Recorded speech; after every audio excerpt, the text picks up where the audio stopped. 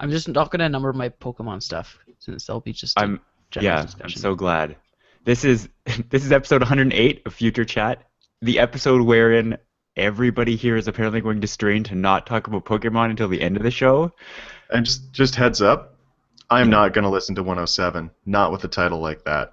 Well, you know what's going to happen. We actually talked about you in that show, so maybe that will encourage you to listen.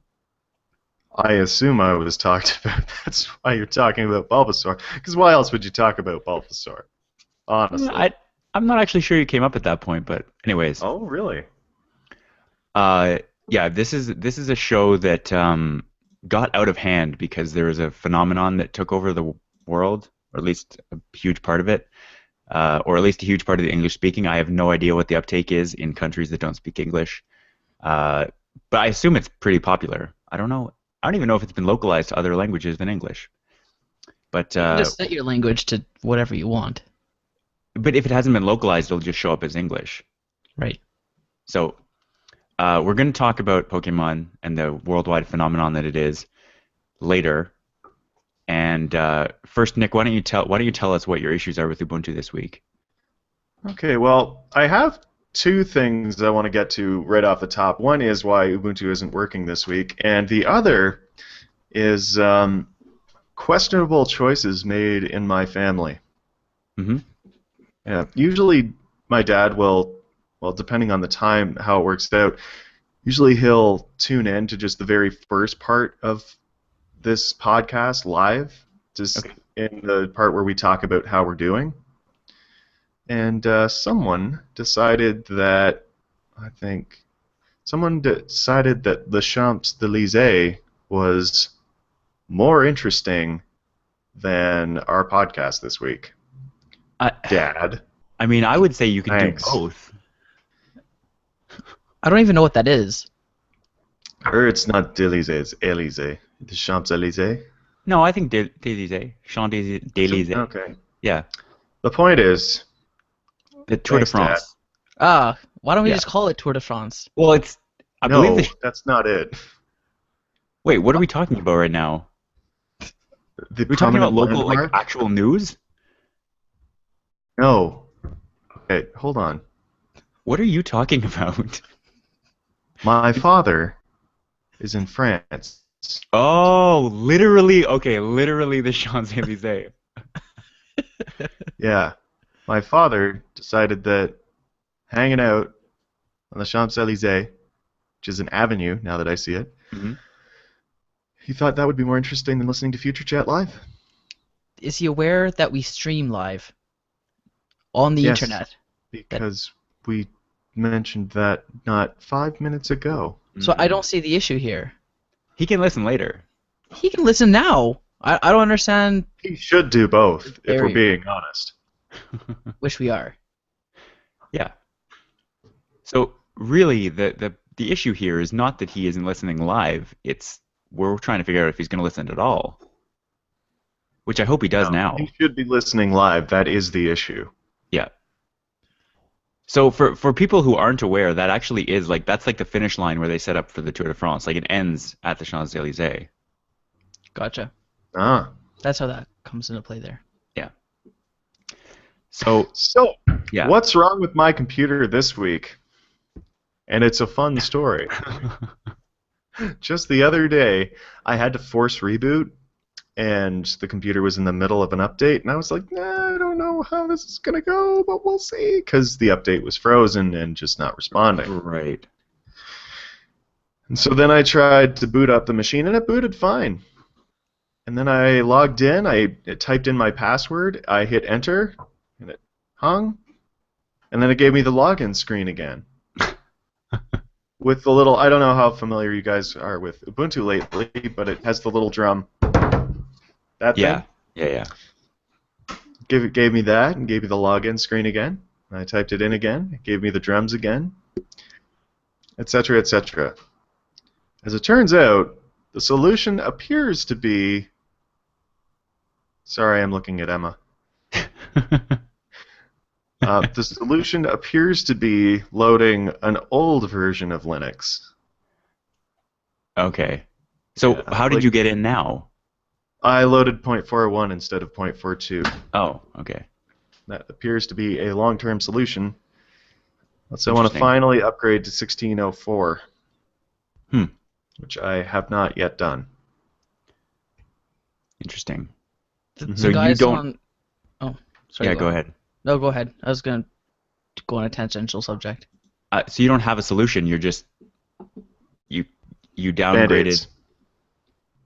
But how did you get in? How did you actually get in to make that change? What do you mean? Oh, Like you. it's part of Grub.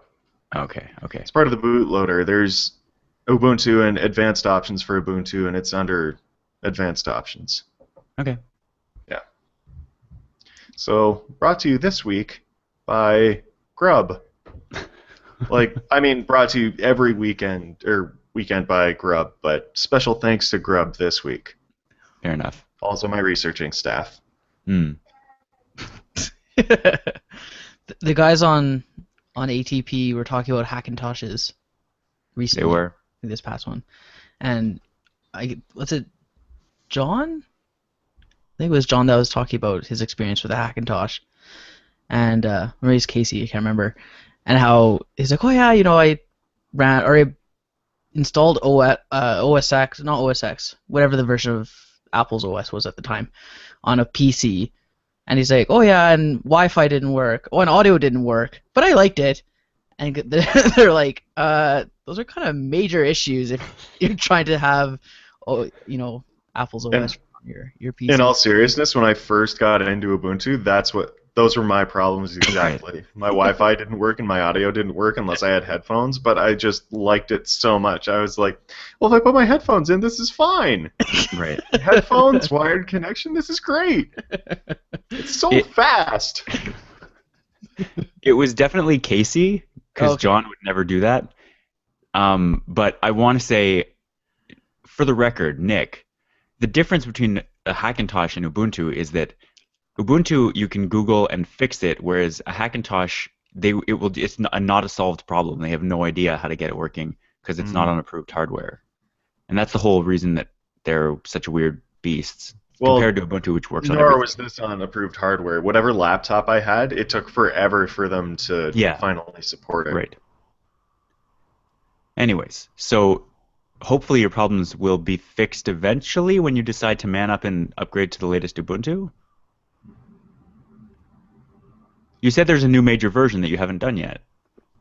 Yeah, I'm just shocked by the blatant gender dichotomy I've been I was presented too. with. Coming from you, Rob, that was Yeah, that is not at all sensitive, Rob. Should I say step up? Is that better? yes. Or someone there was someone on Reddit who said that there was a woman they were talking to, and normally they just said grow a pair, Hmm. but because she was part of the group, they started saying fortify, and then I thought, well, that's perfect Metapod analogy there. You could just say harden. I don't think that quite fits both genders, though. There is an Australian phrase that goes harden up. Right. That could be it too. Hmm. But females also grow a pair, just a different pair. Are you talking ovaries? That too. Okay. Here's an I think interesting. we were referring to chesticles. Yeah. I know, but I went the Oh, other. okay. Okay, so here's something that happened to me this season playing soccer. I haven't played soccer since I was much less aware of kind of gender disparity and proper language and all that. And there's a common thing you say when someone is attacking one of your players, you say man on. Like that's a common phrase across genders. That's what you say. Like there's no Yeah. equivalent. I don't know what to say other than like man on or like hey guys. Everything else like folks sounds really weird and folksy. Folk on. Do you say person on? Like you need a one syllable thing. Belligerent on! Belligerent on! I don't have a solution for this, but I'm very aware of that. Like I'm aware of gendered terms as I'm saying them. Yeah, no, But I that's like That's just doing what the French do, and if there's a group, you refer in the masculine, Right. defaulting to masculine. That's different than like straight up men are strong and women are weak dichotomies there. Yeah, you're right. And I wasn't like I'm not saying man up because I think people need to be stronger. I'm saying man up because you are a man, and I want you to get up and install Ubuntu. I am well aware of the language that I used, and I wouldn't use it in all situations. So if I were a woman, you'd say, "Come on, woman up and install Ubuntu. I might. You wouldn't. Stop being a little girl and become a woman and install Ubuntu." You know what? I really love those Dove. Is it Like a Girl commercials where they have adult women and men like Oh yeah. throw a baseball like a girl, and they do like the daintiest throw possible, and then they ask the little girls to throw like a girl, and they just like they're so tough about it. They're like throwing as hard as they can. It's so true. We're Mhm. trained to There's think no that. creative editing or producing at all in those commercials, by the No, way. but that is a totally true thing. I'm not saying it's impervious to being an ad. Right. It just struck me as a very true thing, whether or not it's been manipulated, which it presumably has. Yeah.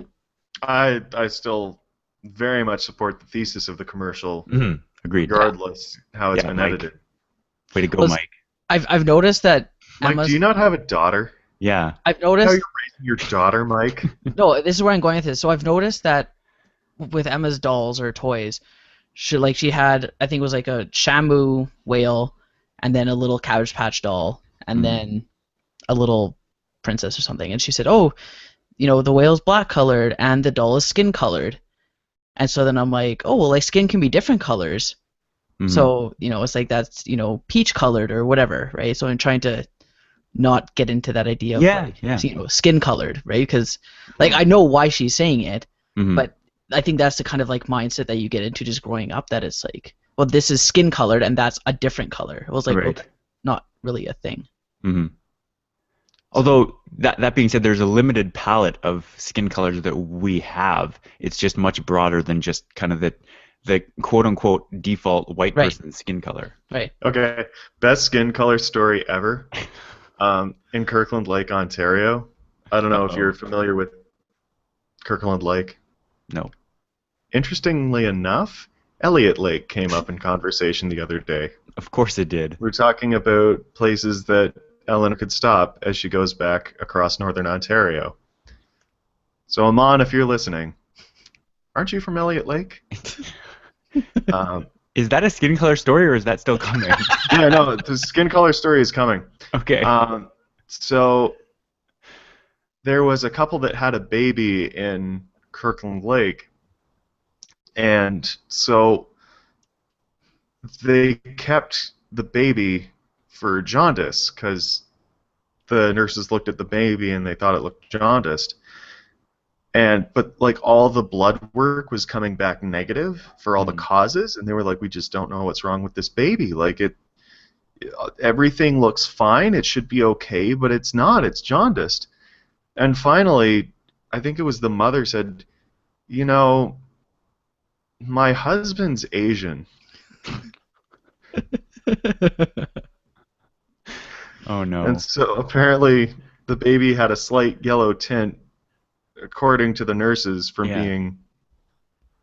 being like appearing Southeast Asian. Mhm. And the baby was fine. They just kept it because it was Asian. Was the husband not there also? No, they knew. That's so weird. Yep. That's pretty funny. I think it's bad. one thing to run tests just out of like precaution, which is good. But if after coming back negative, it's like, I don't know what could be wrong. Definitely. Why is this baby not pink? All babies come out pink. Oh man. Oh my goodness. Okay, well, I mean, this kind of leads well into the thing you want to talk about, Mike. Why don't we just talk about children and medical experiences? It was kind of cool. Like, I've always seen like little kids, like more recently anyway, little kids with glasses. Even 18 months old, like babies essentially with glasses. And I'm like, how could they ever know what prescription to give a baby? Yeah. That just seems weird. It's like, do they just guess? Do they have like a default prescription they just give children? I don't understand this Mhm. because it's hard enough for me to go in, like for my eyes when I get a new prescription and to say, oh yeah, this is better, this is worse, and to try to narrow in on a That's the prescription. toughest thing to do. Right? Like, Oh man, is it A or B? It's like, I don't know! and then I wonder if So close! they're trying to like trick me sometimes by showing me the same two prescription. I'm like, I they're wonder the exactly. same. So anyway, I took Emma for her eye exam, like her eye checkup, and they did various exams, like the kind of where you show the cards and say, okay, what's this, what's this, what's this. And for them, they do like pictures. So there's like a house, a boat, a duck, like recognizable pictures, like not letters, obviously, because kids that age aren't familiar with the Mhm. alphabet yet. You have houses, boats, and ducks. That makes sense. Yeah, all different shapes and very recognizable. Mm. So they did that, and then they did this thing where they held like a little light and then held a lens in front of it, and the doctor was looking at Emma's eyes while she was doing it. And then after that whole procedure, she's like, "Oh yeah, so her eyes have a slight imbalance in their current eyesight power or whatever, right?" Mhm. So then at the end, I'm like, "How could you tell?" Like not out of like skepticism, Yeah, but yeah, yeah. just curiosity. I'm like, because I saw her holding the lens up, like, what the heck could she be doing? So she explained that the way they do it is they have this light that shines through one lens that they're holding up, and then through the eye, and then they look at the difference in the positioning of the light in the back of the eye. So after it's Huh. gone through two lenses, they'll like wiggle it, and if the movement mirrors what the wiggling is doing, then they know the prescription matches the prescription of the other lens.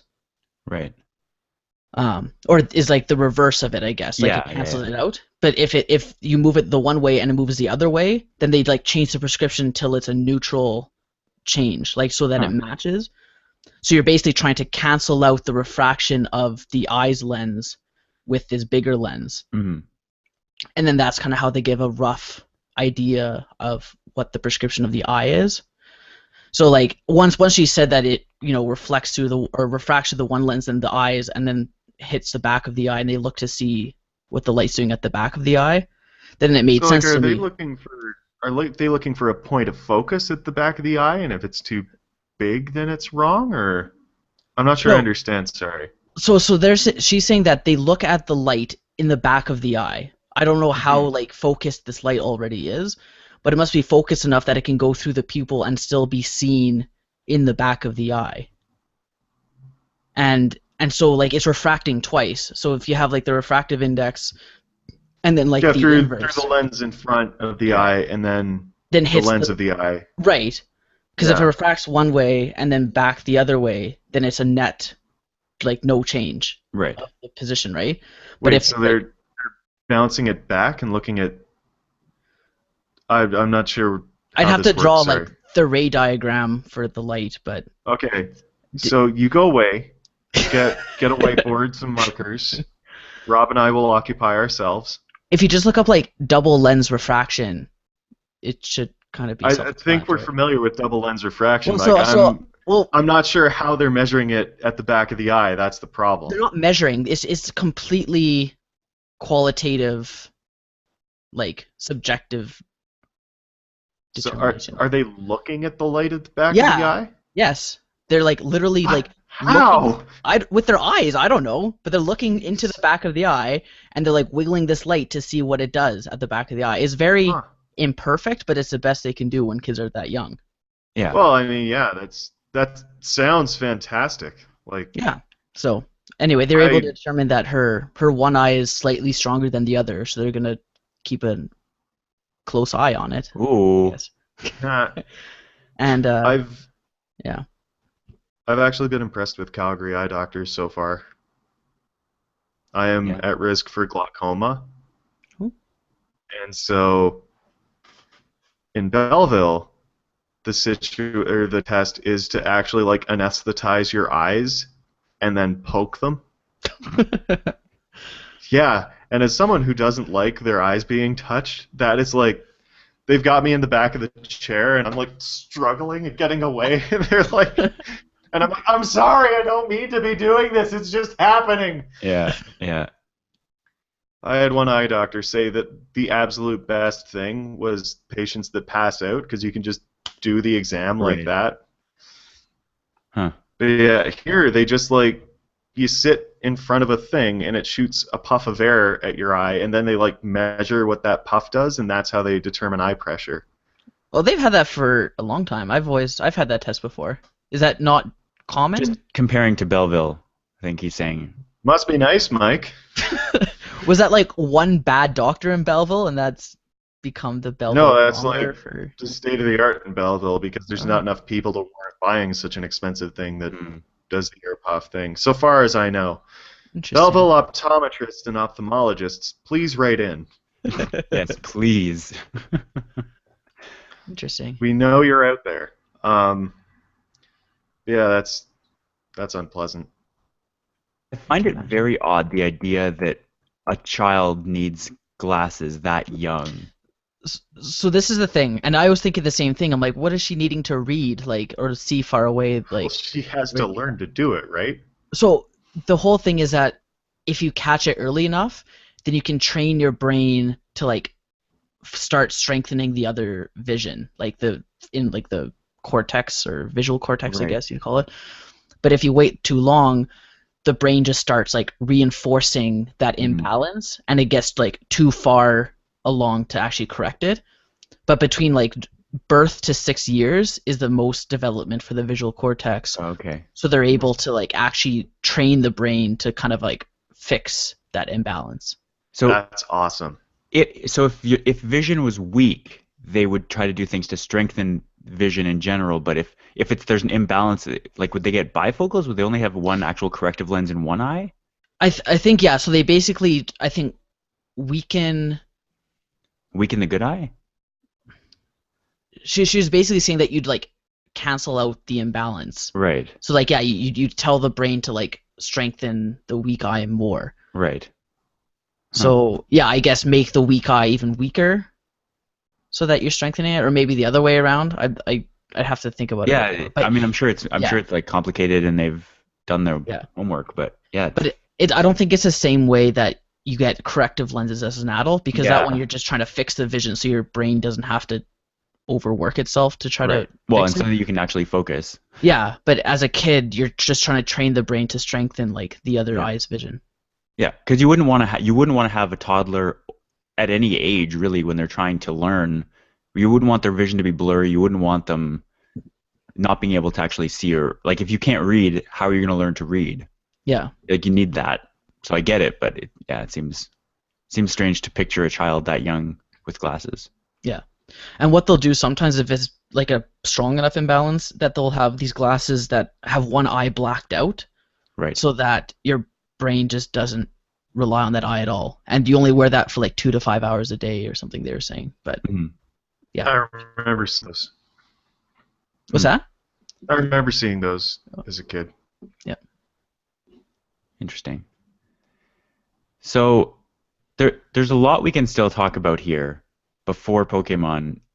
Do either of you in the stories you have something you really want to talk about? We can maybe do one big one and save the other ones for next time. I'd love to talk about mine. I assume we're going to talk about Pokemon for a long time. Yeah. I want to talk about Rationalia. 'Cause- Yeah? Yeah. Oh, Did, yeah. Okay. did you guys actually read the piece? Because I read it again this morning. I did. I read the piece. I have a lot of thoughts about Rationalia and this piece specifically and how terrible it is. I think I kind of like TLDR'd it halfway through, but I got the gist of it. He keeps trying to come back to saying, oh, science can be good, but then here's all the reasons why quote unquote science isn't. And he just defeats his own argument by talking about comparing quote unquote science to actual science. Like talking about how phrenology was like a fad where people looked at like brain shape and using that to talk about like almost better races or worse races, and how that was like cutting edge science at the time. And I don't think it was. That's like saying dueling when it was big was cutting edge like military tactics or cutting edge argumentation tactics. Like it wasn't. It was a fad that was terrible and like not like it was quote unquote science, but it wasn't actual science. There was no evidence based thing for this for phrenology, and like the entire article is like that.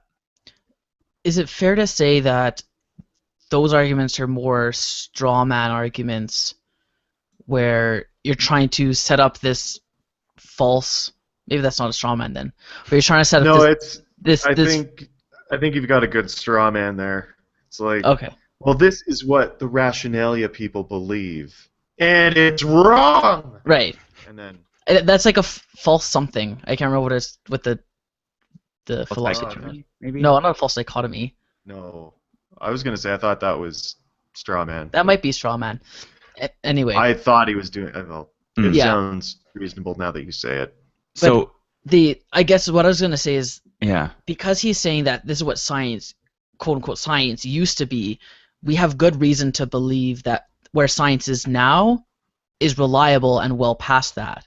Like we've learned a lot in those right. 100 years and or 50 years or however long you want to say, and what science is going to be used to make decisions in rationalia are a lot more reliable and thought out and evidence based than they were back then, Right. right? And even the scientific method and processes have changed in that time as well. Yeah. Like we're not floating people to see if they're witches anymore, Mm. right? The She For- weighs the same as a duck.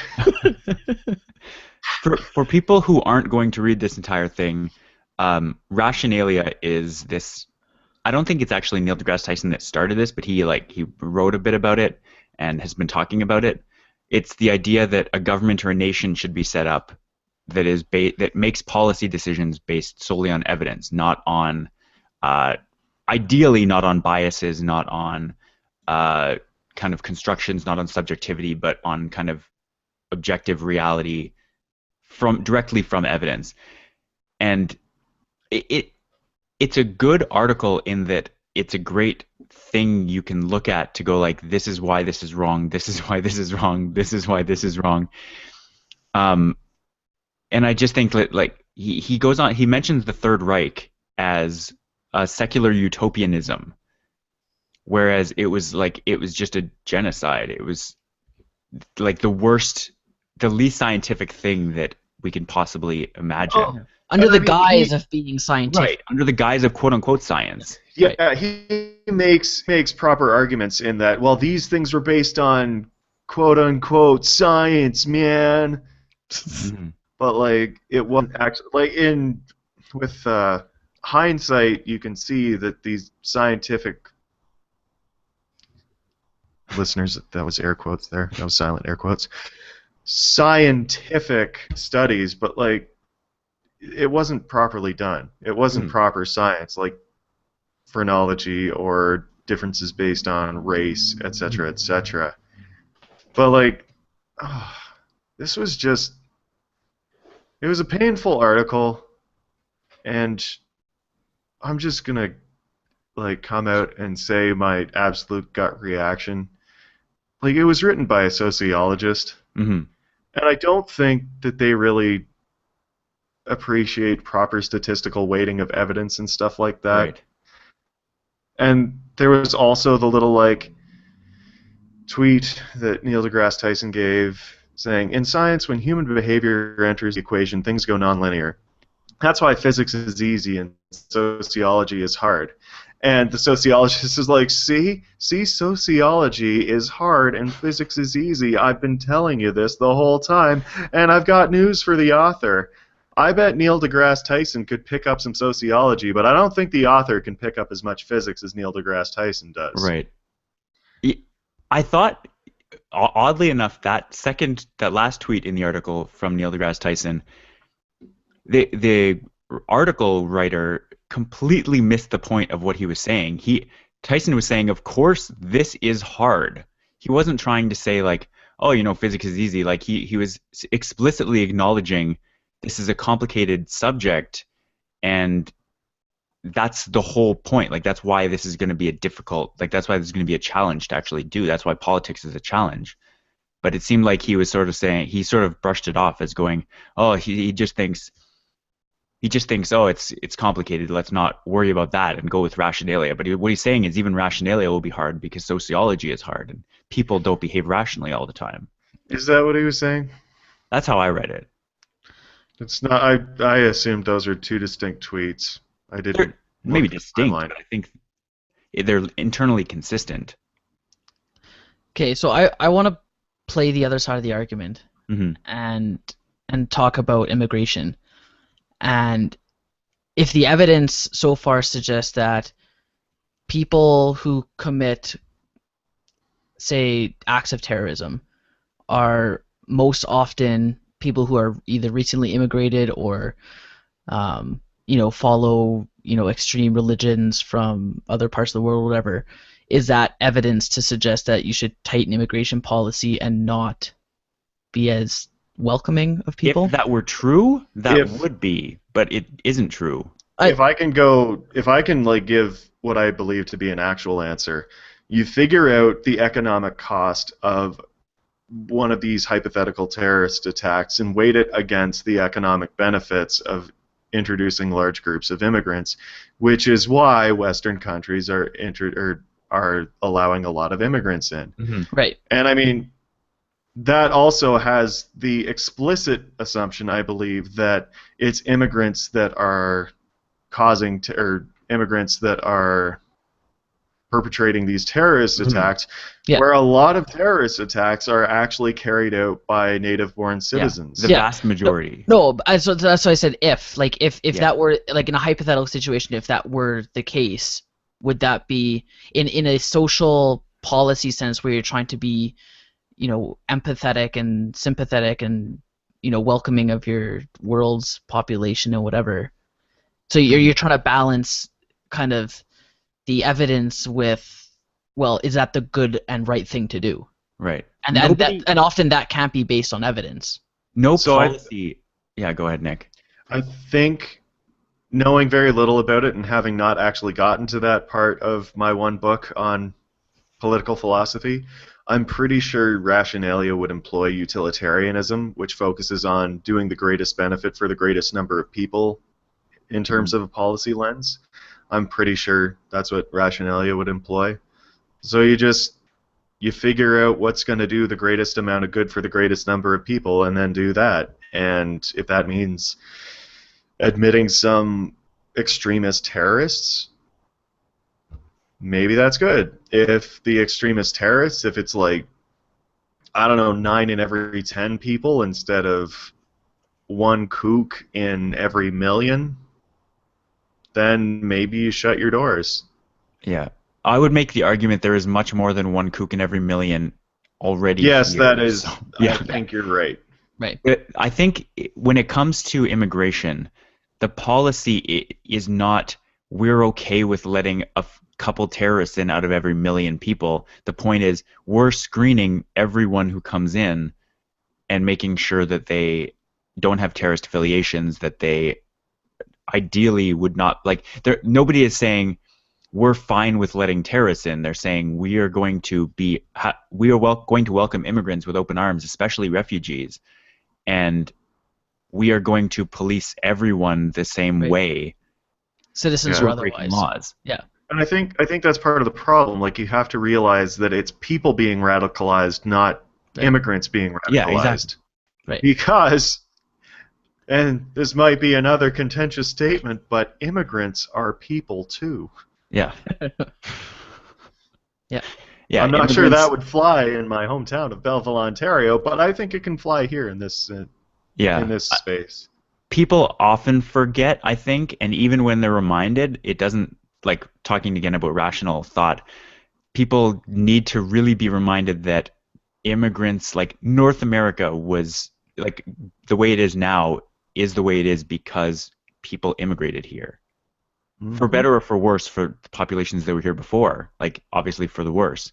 Yeah. But everyone who's here who's being xenophobic and being racist and bigoted and all of that came here from somewhere else. It was just a couple Somewhere generations back down the earlier. line, yeah, right. I think the other important thing to realize is rationalism is by definition like a reasoning. So you're weighing many different things in that Yeah. Oh yeah. decision. So it's not just looking up in your evidence book and be like, oh, evidence says this, that's what we're doing, Exactly. right? Yeah. So you still have to talk about it and reason it out. And yeah, like Nick was saying, figure out what's the best thing to do for the greatest amount of people. Mhm. Yeah, it would be very difficult to actually run a nation or any society based on rationalia. But like one of the things pretty early in this piece is he makes the point that experts don't know as much as they think they do, and experts often get it wrong. And it just makes me think about how yes, experts can be biased because people can be biased and experts are people, but just because experts can have bias doesn't mean that people can ignore or play down biases or be more objective, and that the policy of rationalia isn't believe things experts think. It is go based on evidence. So if experts are not going based on evidence, then they're Yeah, not like that's not rationalia. right.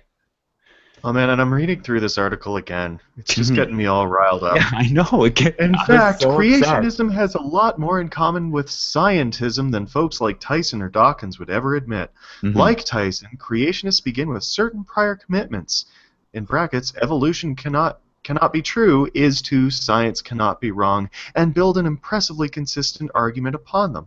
Hmm. I don't think Oh, what scientist would self-respecting scientist would ever say science can't be wrong? Yeah, no, Science that's is like wrong an all the implicit time. assumption within science. It's like, yeah, this is what we think based on this evidence, but as soon Yeah, as we have a counterexample, it's bunk because exactly. that's how science works. I It yeah, can't be wrong because it's self-correcting. yeah. yeah. Well, I mean, like, it can be, we can maintain That's false beliefs yeah. in the short term, but we are open to correcting them because Yeah. Yes. that's how Well, it works. it's And even that's why I don't think a sociologist is qualified to write about all of science. it's Yeah. it's even If I may quote Kai's cousins, it is a science so soft you could spread it on toast. it's even been seen that, say, with like the Higgs boson or any other sort of revolutionary discovery, at least in recent years, you have people saying, "Oh, this could change everything we know about science," and the scientists interviewed are like, "I'm excited about this to know that like what we know already could be wrong," Hmm. because you want to learn more, and if you Yeah. are wrong, you want to make sure you change your views and change your understanding of how the world works, because Right. like you said, with science you want to get things right. Yeah. One of the people he mentions here is actually probably a good argument against rationalia is like is Richard Dawkins himself because he's very well respected in in the atheist community, Right. in the scientific community in general. He's got like he wrote The Selfish Gene. He's well respected, but he's also kind of an ass and Kind often of. is biased. He's not a great example of he's not an example at all of an objective scientist, and so there are problems with scientists, but that's why like you would need a panel, you would need a group of people from all walks of life to get a diverse opinion on evidence. You can't just rely on any one person, you can't just rely on any one group of people. Science is repeatability based on evidence. I don't know. The whole piece, go read it, get upset, or don't I read it. That's fine. Okay, hold on. I have to call Kai's phone because she cannot find it at the moment. Um. Oh, I want to hear Nick kill time as he does this. at least one officer has been shot in Baton Rouge, Louisiana. Today? That is what's on my phone right now. Yeah, so, sorry, two things. Dawkins, I finally, super fan of East Meets West, Natalie Olds, has returned my Unscientific America book, which I need to pick up and read so I can get a passage from it. Mm-hmm. They explain very well why science in general does not care about religion, because it's not a falsifiable claim. Mm-hmm. And so if you have a scientist who's making or spending a lot of time arguing about religion, it's that is a person arguing about a religion. That's not science Mm-hmm. arguing about religion. That's thing one. Thing two, I'm sorry, sociologists. I got riled up because I think this guy's a dork. Actually, no. I think he's misguided. Yeah. And I think this is very much a piece along the lines of brunches for jerks. Yes. And I don't like it, and I got upset. And I'm sorry, sociology. You do have value. Pardon. You do have valuable contributions to the body of human knowledge. Mm-hmm. I was upset, and I said things I should not have said. Not all sociologists. Correct. Hashtag. So, Nick, on your first point, I would say that when you have scientists or atheists, atheist scientists, scientists in general, argue against religion, they're arguing against religion trying to pass off as science and saying you are not science because of this. I wouldn't say they're arguing religion, if that makes sense. Like, I don't follow. I'll use creationism as an example because that's pretty much the most common theme of these types of scientists versus religion debates. Right. That creationism very often tries to pass itself off as science in whatever arguments it sets up. And if no one's there to speak against that and be like, actually, you're not, then I think that's doing more harm than trying to at least set up a forum to argue it, to have the other side heard. But I agree that it's not science's job to say religion is wrong, because they're not even in the same arena. But it's when religion tries to put itself in the same arena that you have to kind of push back a little bit. Yeah, no, and that's arguing against creationism is It's not even arguing against as creationism. It's as arguing far against as arguing against creationism being taught in schools. I'm fine with that because the central tenets of creationism, well, no, they're not easily falsifiable. The 6,000 year timeline is pretty falsifiable so far as we understand it. Sorry, Rob, it looked like you had something to say. Well, I just wanted to say that by the arguments that I've heard of religion, like I went and watched the whole Bill Nye and Ken Ham creationism debate, which was very disappointing just because they always will be. But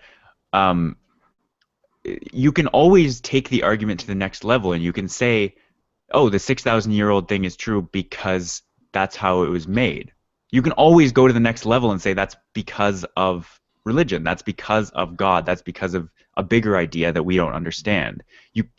Whereas you can't go the other way with science. You can't say definitely not because it's not falsifiable. You can't know whether Earth was created 10 seconds ago with us having already started this hangout versus just you honestly can't.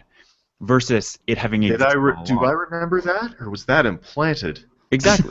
It's not. You can't. That's not science. You can't test it. You can't know. You can't look at it. There's nothing you can do. Yeah.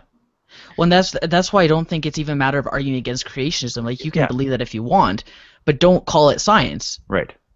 That's the whole thing. Like you can believe whatever you'd like, but just don't call it science. Mm-hmm. And don't teach it in schools. Don't teach it in schools as science. Even teach it as all. creationism 101 if you want, and let kids take it if they want. Or do it in a religious school. Yeah. But you better make sure that they're going to pass the provincial regulated tests. Right. Yeah. Incidentally, Kaya did visit the Creationist Museum in Alberta. In There, Carson? there's one in I Alberta. believe so. Hmm. Yep. She's realized the error of her ways, and she is now a fundamentalist Christian. And that's the end of that sarcasm. What does that mean? Sorry? That's a very confusing statement. The error of Mostly her because I don't ways. understand. It has nothing to do with it being wrong. I'm just curious. Kaya's not religious. I don't know if I said that already. It didn't sound like sarcasm. It wasn't phrased that way. Oh, yeah, sorry, that was meant to be deadpan. Okay. That was... Yeah, it's funny because, well, not funny because some people actually do end up that way after visiting those places. Do you say going to the Creationist Museum actually had the opposite effect of intended? Or No, she wasn't all along and this did Kaya is nothing? not religious, nor was she before visiting Carson. Okay. Good. I'm glad that's settled. Yeah. Okay. Yeah. So I feel like Big Valley it was in. yes. Oh, Big Valley, okay. I'm ready to move past this this terrible piece, and I hope that if you haven't already read it, don't feel compelled to, but you can if you want. It is an interesting thing to see what bad arguments look like, and I'm curious as to why Slate published it, other than maybe that it was controversial and so people would read it. Clickbait. It's because we're talking about it now. That's why they wrote it. It's why brunches for jerks turned into such a big thing. Yeah. Brunch is the best. Here's what brunch symbolizes. No, brunch is actually a meal, and they serve delicious things, which is why I go to brunch. Yes. Oh. Ah! So let's talk about Pokemon. Is that all right with you Every guys? stupid opinion piece published in the paper ever. Like, I Speaking- remember one about like why it was hard for a mother to raise sons, and it was just this long, rambling tale, which ended with, I was angry with my son, and he tried to make me smile, and I didn't smile, and then he went and cleaned his room, and that was a huge epiphany for me, and I'm like, what on earth is this story you just told me? Oh, that's good. That's good Or- stuff. Kaya forwarded on an article about a dad saying why it's important to be well dressed when you have a son, and it was similarly like Kaya sent it to me because I've started to dress nicer working at the Hudson's Bay. Yeah. But it was just this long rambling tale, which culminates with his son needing a suit, so they have a father-son trip to Brooks Brothers in which they like pick out clothes, and that's like a huge epiphany for him. They had a father-son moment, and I'm like, that's great. You can have father-son moments over a wide variety of things. I don't know why it has to be men's formal wear. Right.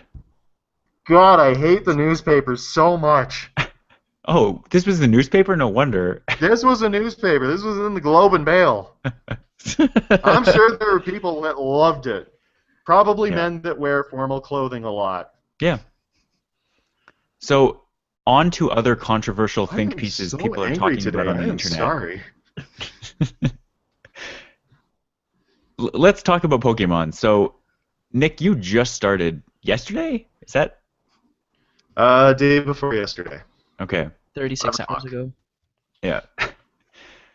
There's been a lot going on. So, Mike, why don't you have some news that we can base discussion on. So, why don't you start with one of those? Yeah, so up until 2 days ago, Nick was not one of the 6% of Canadian Android users that have installed Pokemon. And to clarify, it hasn't been released on the Play Store. Right. So anyone who's installed it up to this point in Canada, and in many parts of the world for that matter, have been installing it from what's called an APK, a something kit. Application package kit, I think, maybe? Something like that, yeah.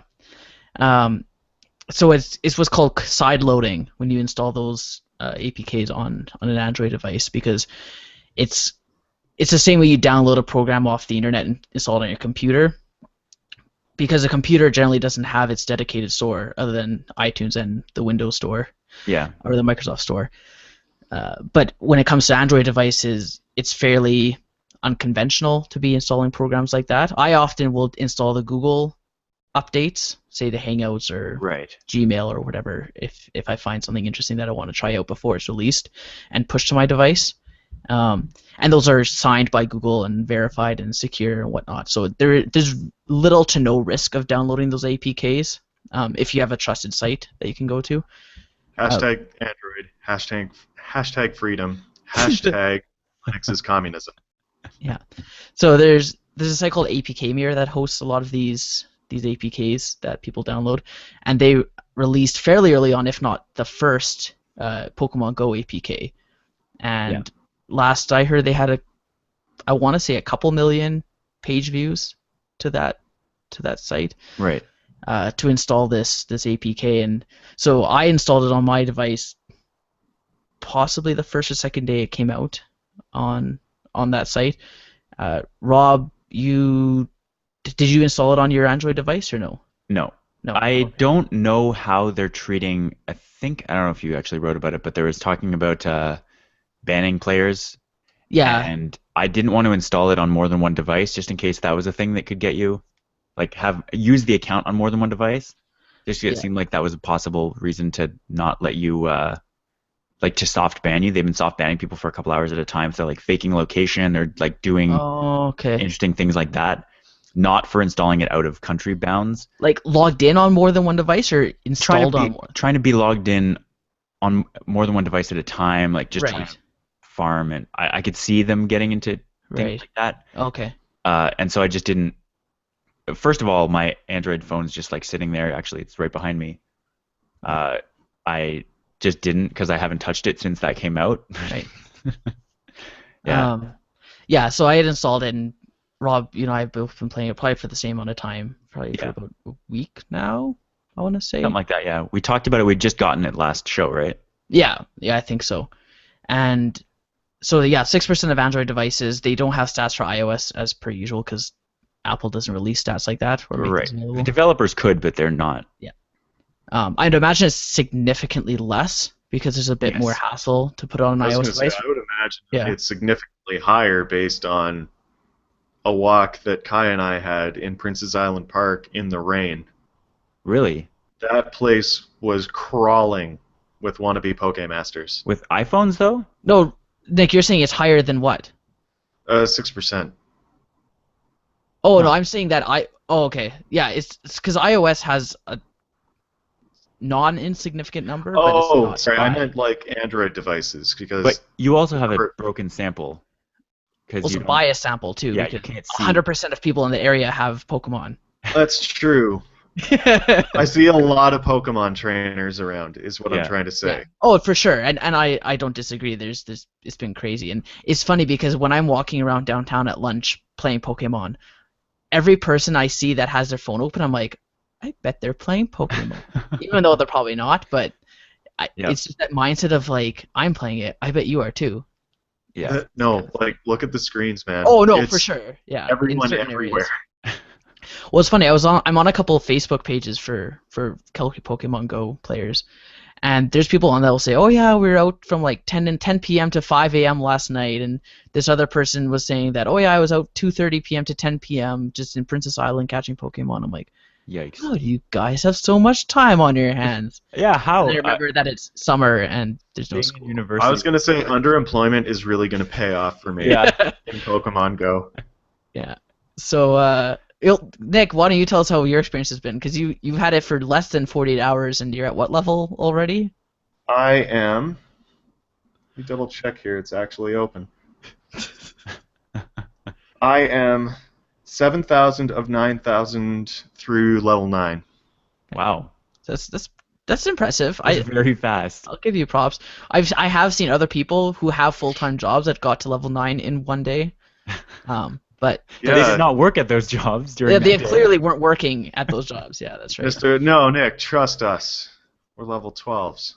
It's like, that's great. I'm going to be level 12 soon. to be fair, you should still trust us, but yes, you're getting up there. Well, I have noticed that I'm catching stronger and stronger Pokemon the higher Oh, yes. level I get. interesting. Yeah, it's crazy. Crazy how that works. So How could I have possibly known? I don't know. You're welcome, by the way. Yeah, that was all you guys. Thanks. just I saying. was wondering why I wasn't catching like level 10 Caterpies anymore. Now I know. Every once in a while, you still do. Yeah. My legs are actually really sore today. I Oh, walked for 3 hours yesterday. Wow. nice. And that was like I went to Reader Rock Garden and got caught in the rain. The day before we went to Princess Island Park. I need to catch some more grass types. I really like grass types. Yeah. Yeah. There's very Also, few there's types there's around. been Snorlax and Porygon around, and Really nice. yeah, I dropped a lure, my one and only lure last night. Hmm. It was underwhelming. Yeah. I had the same experience with my lure. I had great experiences with them. I was at a pub Yours or last other night. people's? Sorry?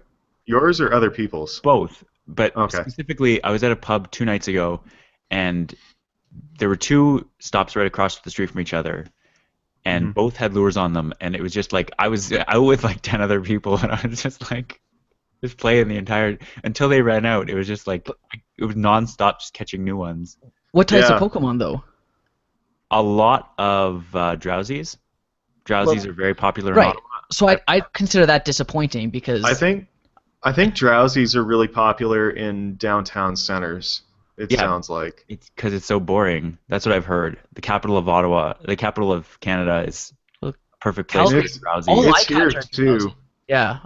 Like As well. there's surprisingly Forbes has been at the forefront of Pokemon Go writing, but no, they had like a comprehensive list of like where to find different types of Pokemon. Right.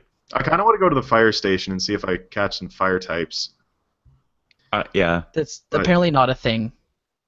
Like, Yeah, I don't think it actually. It kind Yeah. of is a thing, but I don't think the type by specific No. location is a thing. No, their engine doesn't support that functionality yet. I'm sure at some point they will. Like, I do know that water types are often more common around water. Mm-hmm. Like when I'm in Princess Island walking along the river, like they're all water types. Yeah. And Also, like it seems that when it's raining, they're really popular. that's been debunked too slightly. But Has it? yeah, I think that's I don't mostly know. confirmation bias. It's been raining, and I've been seeing a lot of water types details. Mhm. I also really like. Haunter's one of my favorites, so I really want more Ghastlies to come through. I just got one the other day. So while we're on the topic of wandering around catching Pokemon, there's been a lot of people who don't have very good data plans wanting to play Pokemon. Well, specifically people on Wind, right? This is what I'm hearing. What do you mean? People on Wind are having a terrible time trying to play because the data is so spotty. Oh, like coverage-wise, yeah, Yeah. probably. I'm talking more. Yeah. I'm talking more data allowance Yeah. plans, and so in light of that, or because of that, T-Mobile in the States is offering customers free Pokemon Go data. Yeah. So part of their net neutrality initiatives. Reverse net neutrality issue. Right. So Yep. their zero rating, which currently is not considered a violation of net neutrality as far as Yeah. enforcing it. It's under review still, I believe, but companies are still allowed to allow free data passage for specific apps at their own discretion. I would. Oh man. Fido, Kudo, and Virgin are all tailored to the younger crowd. So if they would all just allow free Pokemon Go data, I'm sure they would just roll in it. So Pokemon Go does not use that much data. They're I have like, noticed that. Yeah. all the assets are in there already. They're sending zeros and ones back and forth. That's it. I've been using it for an entire week, almost exclusively on cellular data, and it's at 75 megabytes. Contrast that. Actually, that's just the last 3 days. So it's about 25 megabytes a day, but contrast that with even something like Snapchat. I've used more data on Snapchat than I did there. I've used literally like what 25 times more on YouTube, and that's like watching one video. Yeah. It's not that much data. Yeah, relative to the other services. And so that's kind of where it's similar to the battery life issue. Mm. I don't know if people are just realizing that their data plans suck Yeah. in general and they're being more aware of it, even though Pokemon isn't using that much. Mhm. Yeah, my battery has been, I don't know if it's just this new phone that I got, but my battery life has been amazing. Even relative, like just compared to what I'd expect. When I heard people saying that their phones were dying quickly, I have not experienced any of that using Pokemon with any of the phones that I've had since it came out. Yeah. Like, I mean, any application, if you leave it running hours on end, is Mhm. going to drain your battery. But I can't imagine Pokemon is specifically draining your battery. Like, Well, I bet, Yeah. I've noticed that it's no worse than when I was playing Ingress. Right. yeah. Like, maps, when I'm navigating, it drains my battery quite a bit. Right.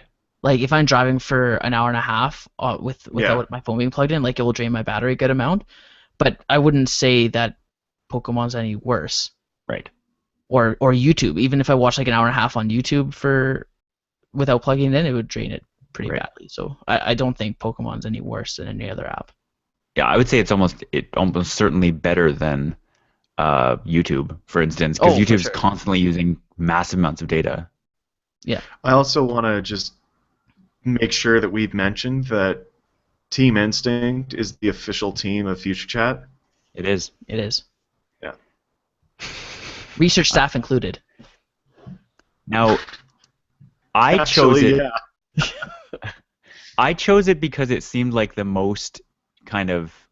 I kind of called it the Sherlock Holmes of teams. Sorry. The Like- Sherlock Holmes. I Like would it was argue that Mystic is the Sherlock Holmes of teams. Mystic was blue. Yeah. I argued that was the Gandhi of teams. More emotional intelligence, whereas No, that's like cold calculation is Team Mystic. That's- Team Instinct is just like, yeah, Pokemon kind of figure things out. see, that's not how I didn't read it that closely when I Oh, picked. it said their Team Instinct believes that, what is it? The secret behind evolution is instinct, Okay. like Pokemon instinct, Right. and that generally, if you trust the Pokemon's instinct, you'll win more. Or I don't know, something Hmm. like that. I picked it because Also- it was an underdog. That's why. And that's another good one. I've always thought I should trust my instinct more, so that's what I'm going to go with, which is odd considering the science. But Well, yeah, I would not say there's any underdogs. People are picking arbitrarily based on colors and words. no, it's actually Yeah. there's good marketing stuff behind it, because When you like say marketing, marketing, like you present 3 options, people never go with the first option. They usually go with the middle or the last, and that's, if you've noticed, it's Instinct, Mystic, Valor. I- And Mystic and Valor are definitely the most popular teams. Well, and also because Pokemon Blue and Red were the first 2 versions out. So people will have Yeah. affiliations with that. I don't remember. Is it possible they switched the order up? Because I remember yellow being third. No, yeah, Yellow was No. third. Oh, in the selection order? Yeah. I feel like it was third too. Yellow is first for me. But like It's possible they randomized I read an those, which would article make in sense. Forbes about marketing and how it applies to picking your teams. Right. I wonder if it's randomized or if I'm just remembering wrong. I really feel like it was third. Me too. It was first for both Kaya and I. Interesting. We're learning today. Not like all the other episodes. No. This one we're learning. So I have a few more minutes before my heart out. Is there anything else you guys wanted to say on Pokemon? Do you want to give it one piece of advice on what we've learned so far? Nick, you're excluded from this, obviously. Yeah, obviously. Because Nick's still a noob. After this, I'm going to go out for a walk, get to level 10, maybe 11, but still not going to be a 12 or a 14. Yep. I'm almost at 15 now. Did you want me to save my Stardust? Yes. Yes. Please. Is that a thing? I only have... Wait, let's see here. Let's see. Talk amongst yourselves. I'm I intrigued by how people collect stuff so fast when it seems like I have a very hard time collecting stuff. Because I live I'm at a just walking. okay. Pokestop. So I'll tell you what I've learned so far Mhm. in my own experience is I'm not concerned anymore about trying to level up really quickly and compete in gyms because Right. after seeing people are playing 8 hours a day every day And spending money. and spending money, I'm like, no, I'm not Yeah. even gonna try. So I'll just continue having fun. Yeah. I'll get excited when I catch new Pokemon. I'll get excited when I level up, but I'm not gonna Oh get too man, competitive about. there are gyms around where I can be competitive if I'm willing to leave the house immediately. Because there's like 3 or 4 that I can see. So Right. every so often there's like a level 200 Pidgey, and I'm like, I could destroy it. I could destroy it right now. I just have to leave. And it's like, but I still don't have any battery, and my legs hurt. Sounds like you need a Yeah, battery pack. I have 15,000 Stardust. Okay. It's not your 16,000, Rob. It really isn't, and No, it's not. such regret I feel. But one day, that's just all getting funneled into my Bulbasaur. Right. You can't. You don't have enough candies for him. Not yet. I just have to catch more Bulbasaurs, discard them because they're not my Bulbasaur, and then level up, feed Stardust, hatch some eggs. Yeah. Have you guys seen those memes about transferring Pokemon and how it's just a blender that generates candy? Yeah. Yeah. Um, I'm also looking forward to like trading with people. I'd also like to see Pokemon level up from combat, but Yeah, me I could too. see why being in the gym would be a problem because you could just hit your own gym with tiny little Pokemon. Yeah. Yeah, I find there's not enough incentive to use Pokemon in battle. Like like there's and even competing against other people, that'd be fun to be able to compete against other people and level up Pokemon that way. Right. Yeah. But right now you're only able to catch other of that same type, which if you have a rare Pokemon, you're never gonna level that guy up because Yeah. you have to catch Yeah. like 50 of that one Yeah. to It's true. right. I would, but yeah, like I said, I would love to take my Bulbasaur out and just rampage through all the wild Pokemon. Yeah. Yeah. That said, like the Pokemon I'm seeing now are way too high in level for Yeah. poor little Bulbasaur to be competitive. Yeah, you know what you need? You need an option to either fight or capture the Pokemon you come across. Yeah. Yeah, And then fighting would give you 20 XP for that Pokemon or something. But isn't in the I've never really played the Game Boy game. Didn't you try to knock them out and then capture them? Yeah, you have to get them No. down to a certain. Yeah, you get them down to like a low enough health Yeah. that they're easier to catch. So 'Cause they if- could You, do you get them that. on the brink of death and then you Yeah. catch them. because if they faint, you can't Then catch No, them. Yeah, you can't catch yeah, it. they're done. It's like why you never, or what is it? It's why you never do the thing with Not the thing. legendaries. You never knock out a legendary. Right. See, We'll get another chance. I still remember when I was trying to catch Zapdos, I got him down to like 10 hit points, and then I used my Master Ball and caught him. You did what? I know, I'm sorry. And then I taught him Fly. In Which is fairness, also I was apparently also really I bad. was also a child, and I taught my legendaries fly. I taught my Venusaur cut. I'm pretty sure I taught my Zapdos Cut too. No, mine was like it was cut, and actually cut. I looked it up. It's the same efficacy as tackle, so that's what it's placed. But yeah, no, I definitely taught Zapdos Fly. You got to have a normal move in there. Well, he's the guy I carried around. I didn't want to keep having to pick up a Pidgey every time I wanted to fly somewhere. Yeah. Right? That's inconvenient. Also, I don't know. They flew up, and then like whatever attack missed. Yeah. It seemed good. I In agree. defensive fly. In defense of teaching your legendaries MPs. Hmm. HMs. Or HM, sorry. That's right. Jesus. Sorry. It's been a MPs. while. Those are members of parliament. All right. Well, you guys want to wrap up for the week in that case. I feel like this conversation can go on forever, and you guys are welcome to keep talking, but I have to go soon slash nowish. For You your guys are bachelor welcome. Just weekend. go out there, Rob. I'll Be the catch them very all. best, like no one ever was. Mm. All Catch right. them is your real test, but to train them is your cause. I would travel across the land, searching far and wide. Ba ba ba. I was I was so off key there. I'm just not going to keep going. All right. Thank you for listening to this week's episode of Future Chat. We'll be back next week with more science and tech talk. See you next time. Ciao. Toodaloo.